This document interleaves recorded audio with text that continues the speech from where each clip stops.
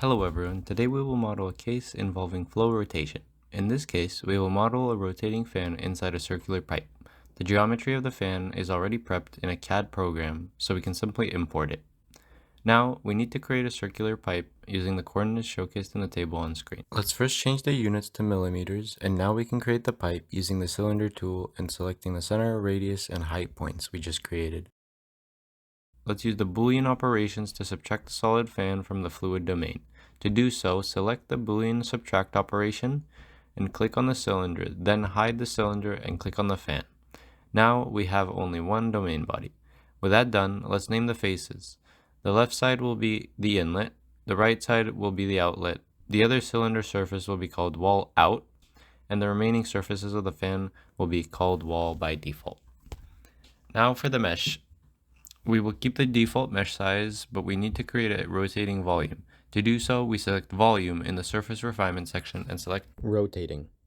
It will automatically become a cylinder. We will create the cylinder similar to the geometry with a center point, radius, and height point. Insert the coordinates showcased in the table on screen.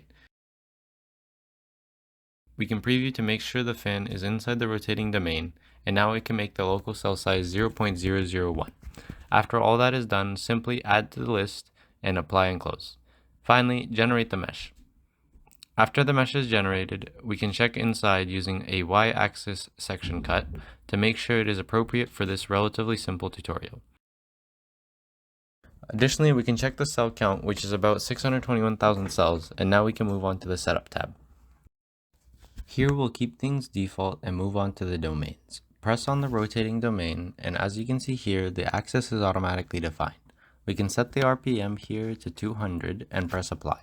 Next, let's set up the inlet, for which we have a velocity of 5 meters per second in the Z direction, and the length scale is 0.1. For the outlet, change the geometry name to outlet, and leave the rest as default and apply. For the wall out boundary, simply apply it, and then do the same for wall.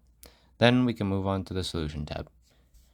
In the Solution tab, let's set a monitoring point behind the fan at 0 for X, 0 for Y, and 0.05 for Z, and select velocity in the monitored variable. Now we can press Run. Once the simulation is done, we can move on to the Results tab. In the Results tab, let's create a default plane and select velocity magnitude and apply it while hiding everything but the contour.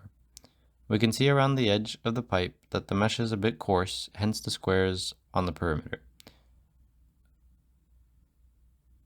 Now let's check the rotating wall for gauge pressure.